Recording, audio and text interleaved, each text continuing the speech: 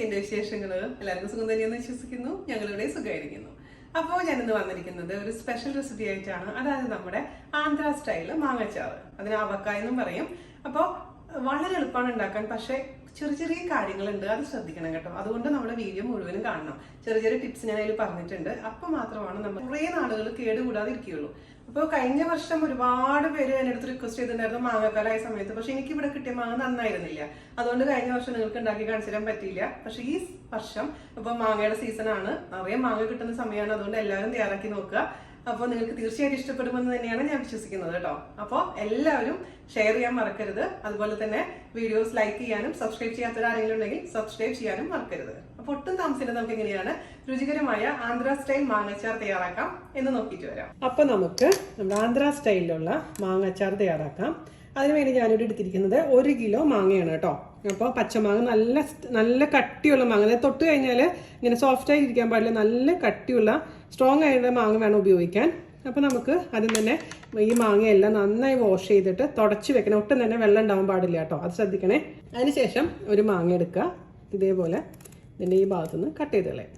നമുക്കിതിനെ കട്ട് ചെയ്യണം. നല്ല മൂർച്ചയുള്ള കത്തി വെച്ചിട്ട് ഇതങ്ങ് നന്നായിട്ട് അങ്ങ് പകുതിയായിട്ട് കട്ട് ചെയ്തെടുക്കണം. അപ്പോൾ കട്ട് ചെയ്തെടുക്കുമ്പോൾ നമുക്കൊരു ചുറ്റികയുടെ സഹായം, ഞാനിവിടെ ചുറ്റി വെച്ചിട്ടാണ് അടിക്കാൻ പോകുന്നത്. അല്ലെങ്കിൽ നിങ്ങൾക്ക് നമ്മുടെ അമ്മിക്കുഴ ഉണ്ടല്ലോ, അമ്മിക്കുഴ വെച്ചിട്ട് ഇതിൻ്റെ മുകളിൽ ഇങ്ങനെ നന്നായിട്ട് അടിച്ചു കൊടുക്കാം. അപ്പം നല്ല എന്താ പറയുക, ചതഞ്ഞ് വരാൻ പാടില്ല എന്ന് ചുരുക്കം. ചതയാതെ നന്നായിട്ട് കട്ട് ചെയ്തെടുക്കണേ. ഇതുപോലെ നമുക്ക് കട്ട് ചെയ്തെടുക്കാം. അതിനുശേഷം ഈ ഒരു പീസ് മാങ്ങേനെ, അതായത് 2 നേർപകുതി ആയിരിക്കുന്ന ഈ പകുതി മാങ്ങേനെ വീണ്ടും നമുക്ക് പകുതിയായിട്ട് മുറിക്കണം. അപ്പോൾ ഇതേപോലെ തന്നെ തിരിച്ചു വെച്ചിട്ട് നമുക്കിതിനെ വീണ്ടും കട്ട് ചെയ്യണം.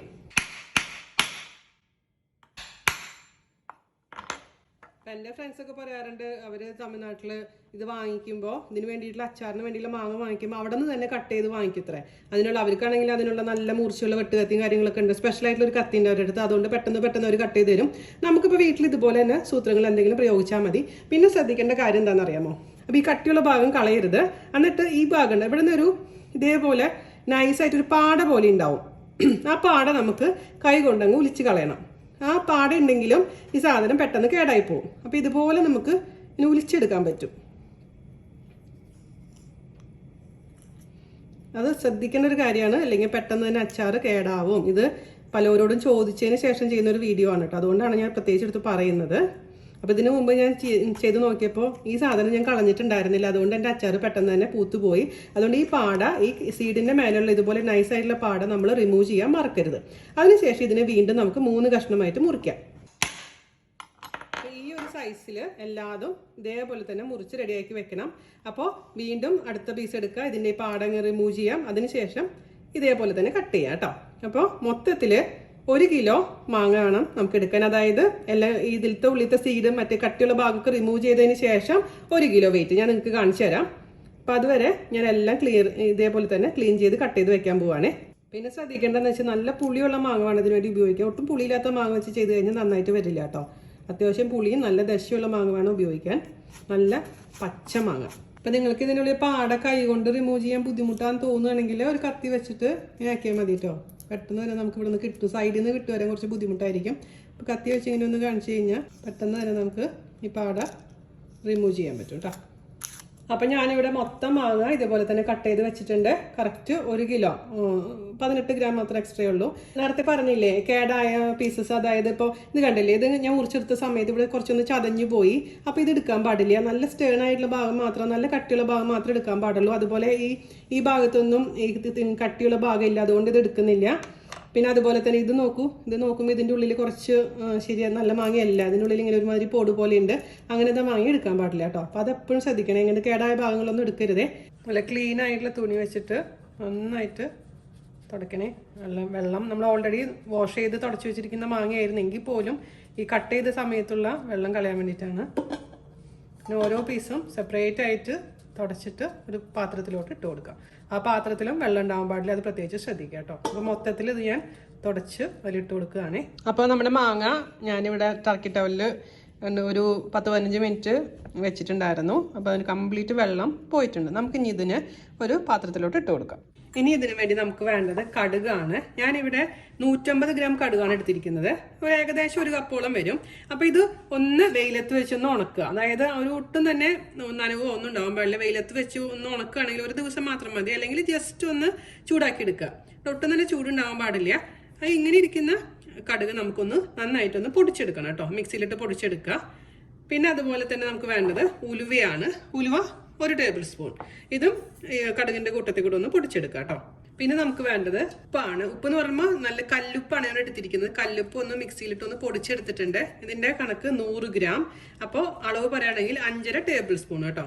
പൊടിയുപ്പ് ഉപയോഗിക്കാൻ പാടില്ല ഇത് ചെയ്യുമ്പോൾ, കല്ലുപ്പ് തന്നെ വേണം. അപ്പൊ 5.5 ടേബിൾ സ്പൂൺ കല്ലുപ്പ്, 100 ഗ്രാം. അതിന്റെ അളവ് ഞാൻ ഡിസ്ക്രിപ്ഷൻ ബോക്സിൽ എഴുതാൻ കറക്റ്റ് ആയിട്ട്. അപ്പൊ നിങ്ങൾക്ക് അത് ഫോളോ ചെയ്താൽ മതി. 1 കിലോന്റെ കണക്കാണ് കേട്ടോ. 1 കിലോ മാങ്ങയുടെ കണക്കാണ് ഞാനിപ്പോ പറയുന്നത്. അപ്പൊ അതും മാറ്റി വയ്ക്കാം. നമ്മുടെ കടുകും ഉലുവയും ഇതുപോലെ പൊടിച്ചെടുത്ത് വെച്ചിട്ടുണ്ട് കേട്ടോ. ഇനി നമുക്ക് വേണ്ടത് മുളകുപൊടിയാണ്. വെയിറ്റ് പറയുകയാണെന്നുണ്ടെങ്കിൽ 150 ഗ്രാം. അളവ് പറയുകയാണെന്നുണ്ടെങ്കിൽ 1 കപ്പും 2 ടേബിൾ സ്പൂണും ഉണ്ട്. അതായത് നമ്മുടെ കടുകിന്റെയും മുളക് പൊടിയുടെയും അളവ് സെയിം തന്നെയാണ്. പിന്നെ ഞാനിവിടെ എടുത്ത് റെഡിയാക്കി വെച്ചിരിക്കുന്നത് നല്ലെണ്ണയാണ്. നല്ലെണ്ണ 1.25 കപ്പ്. 1.25 കപ്പ് എടുത്ത് വെച്ചിട്ടുണ്ട്. നല്ലെണ്ണ ഒരിക്കലും ഫ്രഷ് ആയിട്ടുള്ള നല്ലെണ്ണ ഒഴിക്കണ്ട. നല്ലെണ്ണ ആദ്യം തന്നെ നന്നായി ചൂടാക്കുക. അതിനുശേഷം ചൂടാറാൻ വേണ്ടി മാറ്റി വെക്കുക. ഇതും നേരത്തെ തന്നെ റെഡിയാക്കി വെക്കുക നല്ലെണ്ണ. അപ്പൊ ചൂടാറിയതിനു ശേഷം മാത്രമേ ഒഴിക്കാൻ പാടുള്ളൂ കേട്ടോ. പല സംസ്ഥാനങ്ങളിലും പല രീതിയിലാണ് നമുക്ക് മാങ്ങാച്ചാർ ഉണ്ടാക്കുന്നത്. അപ്പോൾ നോർത്ത് ഇന്ത്യൻ രീതിയാണെങ്കിൽ നല്ല ചൂടുള്ള എണ്ണയാണ് നമ്മൾ മാങ്ങയിലോട്ട് ഒഴിച്ചു കൊടുക്കുന്നത്. പക്ഷെ ഈ രീതി ചൂടുള്ള എണ്ണ ഒഴിക്കാൻ പാടില്ല. അതുകൊണ്ടാണ് പ്രത്യേകിച്ച് പറയുന്നത്. അപ്പോൾ ഇത് നന്നായിട്ട് തിളപ്പിച്ച് അതിനുശേഷം ചൂടാറാൻ വേണ്ടി മാറ്റി വെക്കുക. അപ്പൊ തലേ ദിവസം തന്നെ ഇതെല്ലാം റെഡിയാക്കി വെക്കാം. മാങ്ങാച്ചാർ ഉണ്ടാക്കുന്ന ദിവസം ഇതെല്ലാം കൂടി എല്ലാം മിക്സ് ചെയ്തെടുത്താൽ മതിയാവും കേട്ടോ. അപ്പൊ നല്ലെണ്ണ റെഡി ആയിട്ടുണ്ട് നമുക്ക്. പിന്നെ നമുക്ക് വേണ്ടത് വെളുത്തുള്ളിയാണ്. പക്ഷെ വെളുത്തുള്ളി ഓപ്ഷനിലാണ് കേട്ടോ. നിർബന്ധങ്ങളൊന്നുമില്ല. ചിലർക്ക് വെളുത്തുള്ളി താല്പര്യം ഉണ്ടാവില്ല. അപ്പൊ അത് ഒഴിവാക്കാം.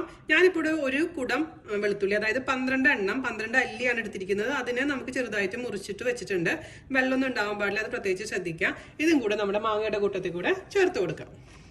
ഞാൻ പറഞ്ഞ പോലെ തികച്ചും ഓപ്ഷനിലാണ്. അതിന് മുമ്പായിട്ട് നമുക്ക് മുളകുപൊടി, ഇതിൽ മഞ്ഞപ്പൊടി ഇടുന്നില്ല കേട്ടോ. നമുക്ക് സംശയം തോന്നാം എന്തുകൊണ്ട് വെച്ച് മഞ്ഞപ്പൊടി ഇടാത്തത്. മഞ്ഞപ്പൊടി ഇടുന്നില്ല. പിന്നെ നമ്മുടെ കടുകും ഉലുവയും കൂടെ പൊടിച്ചതും കൂടെ ചേർത്ത് കൊടുക്കാം. കടുകാണ് ഇമ്പോർട്ടൻ്റ് ആയിട്ടുള്ള ഒരു ഇൻഗ്രീഡിയൻറ്റ്. അതിനുശേഷം നന്നായിട്ടൊന്ന് മിക്സ് ചെയ്ത് കൊടുക്കാം.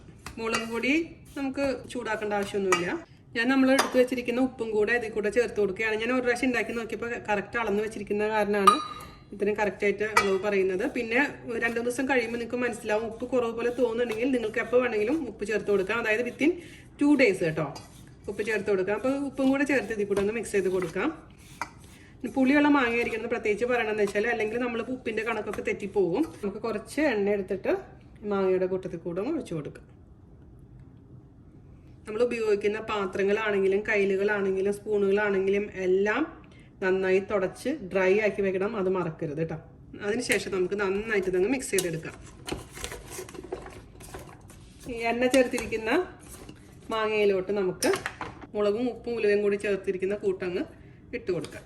അതിനുശേഷം നന്നായി അങ്ങ് മിക്സ് ചെയ്തെടുക്കാം. വലിയ പാത്രം ഉണ്ടെങ്കിൽ നന്നായിരിക്കും. എല്ലായിടത്തേക്കും പെട്ടെന്ന് തന്നെ അതങ്ങ് മിക്സ് ചെയ്തെടുക്കാൻ എളുപ്പമായിരിക്കും കേട്ടോ. മൊത്തത്തിൽ ഇതുപോലെ എല്ലാ പൊടിയും അതിൽ ചേർത്തങ്ങ് മിക്സ് ചെയ്യണം കേട്ടോ. അപ്പൊ ഞാനിത് നന്നായിട്ട് ഇളക്കി കൊടുത്തിട്ടുണ്ട്. കംപ്ലീറ്റ് നമ്മുടെ എണ്ണയും അതിൽ ഒഴിച്ചു കൊടുത്തിട്ടുണ്ട് കേട്ടോ. അപ്പൊ ഇത് നമുക്ക് അടച്ചു വെക്കാം. അപ്പൊ നാളേക്ക് ആകുമ്പോഴേക്കിന് ഈ എണ്ണ നന്നായിട്ട് തെളിഞ്ഞു വരാൻ തുടങ്ങും. പിന്നെ 2 ദിവസം കഴിഞ്ഞിട്ടും എണ്ണ അത്ര വന്നിട്ടില്ലെങ്കിൽ നമുക്ക് എന്ത് ചെയ്യണം, വീണ്ടും കുറച്ച് എണ്ണ ചൂടാക്കുക.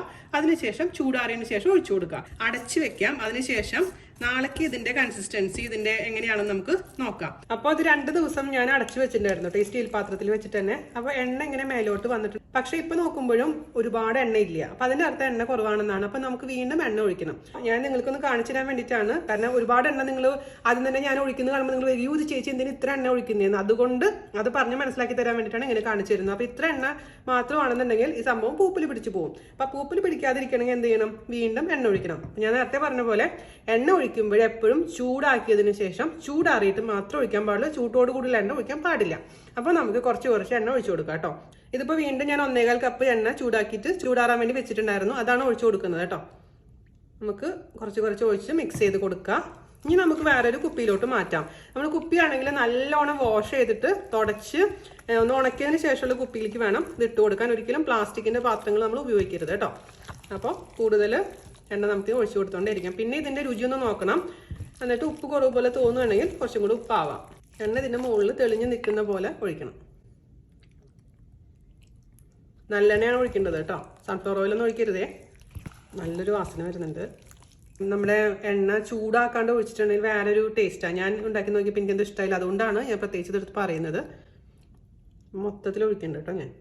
അപ്പോൾ 2.5 കപ്പ് എണ്ണയാണ് നമ്മൾ ഈ അച്ചാറിന് 1 കിലോ അച്ചാറിന് വേണ്ടി യൂസ് ചെയ്തിരിക്കുന്നത്. നമുക്ക് കുപ്പിയിലോട്ട് ഇട്ട് വരുമ്പോൾ അറിയാൻ പറ്റും, മേലേക്ക് ഇങ്ങനെ പൊന്തി എണ്ണ നിൽക്കണം. അഥവാ അങ്ങനെ ചെയ്യുന്നില്ലെങ്കിൽ വീണ്ടും കുറച്ചും കൂടി എണ്ണ ഒഴിച്ചു കൊടുക്കാൻ മറക്കരുത്. അപ്പോൾ ഇതിൻ്റെ രുചിയൊന്നും ഞാൻ ജസ്റ്റ് ഒന്ന് നോക്കട്ടെ, കാരണം ഇതിപ്പോൾ കറക്റ്റായിട്ട് രുചി അറിയാൻ പറ്റില്ല. ഇത് നന്നായിട്ട് മാങ്ങയൊക്കെ നന്നായിട്ട് സോഫ്റ്റ് ആവണമെങ്കിൽ മാത്രമാണ് പെർഫെക്റ്റ് ആയിട്ട് അറിയാൻ പറ്റില്ല. എങ്കിൽ പോലും ഇപ്പോൾ ഒന്ന് രുചി നോക്കാം നമുക്ക്. കറക്റ്റ് ഉപ്പാണ് കേട്ടോ. എന്തായാലും 1 മാസം കഴിയേണ്ടത് ഉപയോഗിച്ച് കഴിഞ്ഞാൽ നമ്മൾ ഉദ്ദേശിക്കുന്ന ടേസ്റ്റ് കിട്ടില്ല. പിന്നെ ശ്രദ്ധിക്കേണ്ട കാര്യം എന്താണെന്ന് വെച്ച് കഴിഞ്ഞാൽ ഇത് റെഡിയായി കഴിഞ്ഞാൽ നമ്മൾക്ക് ആവശ്യത്തിനുള്ള എന്താ പറയുക അച്ചാറ് ചെറിയൊരു കുപ്പിയിലോട്ട് മാറ്റാം. അതിനുശേഷം ബാക്കിയുള്ള അച്ചാറ് തൊടാതെ മാറ്റി വെക്കണം. ഈ എണ്ണ മേളിൽ തെളിഞ്ഞ് നിൽക്കുകയാണെന്നുണ്ടെങ്കിൽ ഫ്രിഡ്ജിൽ വെക്കേണ്ട ആവശ്യമൊന്നുമില്ല. അതേസമയം നിങ്ങൾക്ക് അങ്ങനെ ടെൻഷൻ ഉണ്ട്, ഫ്രിഡ്ജിൽ സ്ഥലമുണ്ട് എന്നുണ്ടെങ്കിൽ ഫ്രിഡ്ജിൽ വെക്കുന്നതായിരിക്കും ഏറ്റവും ഉത്തമം. അപ്പോൾ പിന്നെ 2-3 വർഷം ഇരുന്നോളും, ഒരു കേടും വരാതെ. അപ്പോൾ അതൊന്ന് ശ്രദ്ധിക്കണം കേട്ടോ. അല്ലാതെ ഒരു ഭരണിയിൽ തന്നെ എപ്പോഴും എടുക്കരുത്. എപ്പോഴും ചെറിയ ബോട്ടിലായിട്ട് ആവശ്യമുള്ളത് മാത്രം മാറ്റി വെക്കുക. അപ്പോൾ നമ്മുടെ അച്ചാറുണ്ടല്ലോ, ഇതിൽ നിന്ന് ഈ കുപ്പിയിലുള്ള അച്ചാറ് ഞാനൊരു 12 ദിവസം മുന്നേ ഇട്ടതാണ് കേട്ടോ. കണ്ടില്ലേ, എണ്ണയൊക്കെ ഇങ്ങനെ തെളിഞ്ഞിരിക്കുന്നുണ്ടല്ലേ. ഇത് സമയം എടുക്കും, ഞാൻ പറഞ്ഞ പോലെ 1 മാസമൊക്കെ എടുക്കും ശരിക്കും പറഞ്ഞു കഴിഞ്ഞാൽ അലിഞ്ഞു വരാൻ. അപ്പോൾ ഇതിൻ്റെ രുചിയൊക്കെ നോക്കിയപ്പോൾ നല്ല പെർഫെക്റ്റ് ആയിട്ട് വന്നിട്ടുണ്ട്. അപ്പോൾ ഇതും ഈ പറഞ്ഞ പോലെ തന്നെ കുപ്പിയിൽ ഇതേപോലെ കുപ്പിയിൽ അടച്ചുറപ്പുള്ള കുപ്പിയിലിടണം. ഭരണി ഉണ്ടെങ്കിൽ ഭരണിയിലിടാം. അപ്പോൾ വേണമെന്നുണ്ടെങ്കിൽ നിങ്ങൾക്ക് ഒരു തുണി കുറച്ച് എണ്ണയിൽ മുക്കിയതിന് ശേഷം ഇതിൻ്റെ വായ മൂടി കെട്ടാന്ന് പറയത്തില്ലേ, നമ്മൾ തുണി ഇട്ടിട്ട് മുറുക്കി കെട്ടാം. അങ്ങനെ വേണമെങ്കിലും ചെയ്യാം. അല്ലെങ്കിൽ ഈ പറഞ്ഞ പോലെ മേലെ എണ്ണ തെളിഞ്ഞാൽ നിന്നാൽ മാത്രം മതിയാവും, കേടാവില്ല. പിന്നെ ഈ അച്ചാർ കഴിക്കുന്ന സമയത്ത് അല്ലെങ്കിൽ സെർവ് ചെയ്യുന്ന സമയത്ത് സ്പൂണ് കൊണ്ട് അല്ല, അതിനേക്കാളും നല്ലത് ഫോർക്ക് കൊണ്ട് നമ്മൾ വേറെ പാത്രത്തിലോട്ട് മാറ്റുന്നതാണ്. അതിന്റെ റീസൺ ഞാൻ പറഞ്ഞുതരാം. ഞാൻ അതിന്റെ ഡിഫറൻസ് കാണിച്ചു തരാം നിങ്ങൾക്ക്. ഇപ്പൊ സപ്പോസ് ഇതൊരു കുഞ്ഞു കുപ്പിയിലാണ് ഈ അച്ചാർ എന്നുണ്ടെങ്കിൽ, അതായത് നമ്മൾ റെഡി ആയതിനു ശേഷത്തെ കാര്യമാണ് ഞാൻ പറയുന്നത്. അപ്പോൾ നമുക്ക് ഇപ്പോൾ നമ്മുടെ തൈര് സാധനത്തിന്റെ കൂടെ കഴിക്കണമെന്നുണ്ടെങ്കിൽ എണ്ണയിൽ നിന്ന് ഇങ്ങനെ അച്ചാർ എടുക്കുന്ന സമയത്ത് ഫോർക്ക് വെച്ചങ്ങ് എടുക്കാം. അപ്പോൾ എക്സസ് ആയിട്ടുള്ള എണ്ണ താഴോട്ട് തന്നെ പൊക്കോളും. ഇതിൽ ചാറും കഷ്ണവും മാത്രമേ നമ്മുടെ ഫോർക്കിൽ വരുള്ളൂ. അതേസമയം സ്പൂണോട് കൂടി നമ്മൾ എടുക്കുമ്പോൾ നിറയെ എണ്ണ നമ്മുടെ ഇതിലോട്ട് വരും. അപ്പോൾ ഇതിലുള്ള എണ്ണ കുറയുകയും ചെയ്യും. മനസ്സിലാവുന്നുണ്ട്? അപ്പോൾ ഇതിലുള്ള എണ്ണ അതേപോലെ നിൽക്കാനും നമുക്ക് എണ്ണ അധികം നമ്മുടെ വയറ്റിലാവാതിരിക്കാനും ഈ ഫോർക്ക് കൊണ്ട് സെർവ് ചെയ്യുന്നതായിരിക്കും ഏറ്റവും ബെസ്റ്റ്. പിന്നെ നിങ്ങൾ എടുക്കുന്ന സമയത്ത് എപ്പോഴും ഉണങ്ങിയ സ്പൂണോ ഉണങ്ങിയ ഫോർക്കോ മാത്രം ഉപയോഗിക്കാൻ പാടുള്ളൂ. ചെറിയതായിട്ട് നനവുണ്ടെങ്കിൽ തന്നെ നമ്മുടെ അച്ചാർ കേടായി പോകും. പിന്നെ കുഞ്ഞു കുഞ്ഞു കാര്യങ്ങളാണ്, പക്ഷെ അത് ശ്രദ്ധിക്കുകയാണെന്നുണ്ടെങ്കിൽ നമ്മുടെ അച്ചാർ വർഷങ്ങളോളം കേടാവാതിരുന്നോളും. അപ്പോൾ നമുക്ക് കുപ്പിയിലോട്ടങ്ങ് ഇട്ട് കൊടുക്കാം. പച്ചമാങ്ങ കിട്ടുന്ന സമയമാണ്. അപ്പോൾ എല്ലാവരും തയ്യാറാക്കി നോക്കണം കേട്ടോ. അതിനുശേഷം എന്നോട് ഫീഡ്ബാക്ക് പറയാം.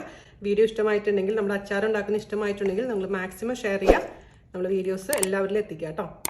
ഇതുപോലെ മൊത്തത്തിൽ ഞാൻ കുപ്പിയിലോട്ട് അങ്ങ് ആക്കി കൊടുക്കട്ടെ കേട്ടോ. അപ്പോൾ ഞാനിവിടെ കുപ്പിയിലോട്ട് മാറ്റിയിട്ടുണ്ട്. കുറച്ച് ബാക്കി ഉണ്ടായിരുന്നു, അത് വേറൊരു കുപ്പിയിലോട്ട് മാറ്റിയിട്ടുണ്ട് കേട്ടോ. അപ്പോൾ ഇതുപോലെ എണ്ണ തെളിഞ്ഞിരിക്കണം. അപ്പോൾ ഇപ്പൊ തന്നെ എണ്ണ നന്നായിട്ട് പുറത്തേക്ക് വന്നിട്ടുണ്ട്. അപ്പോൾ നമ്മുടെ രുചികരമായിട്ടുള്ള ആന്ധ്ര സ്റ്റൈല് മാങ്ങാച്ചാറ് റെഡി ആയിട്ടുണ്ട്. നിങ്ങൾക്ക് ഇഷ്ടപ്പെട്ടു എന്ന് വിശ്വസിക്കുന്നു. പിന്നെ ഇത് ഇടയ്ക്ക് ഒന്ന് നോക്കിക്കോളൂ കേട്ടോ. ഒന്ന് മോനെ സുഖല്ലേ സന്തോഷമല്ലേ എന്നൊക്കെ ഒന്ന് അന്വേഷിച്ചോളൂ.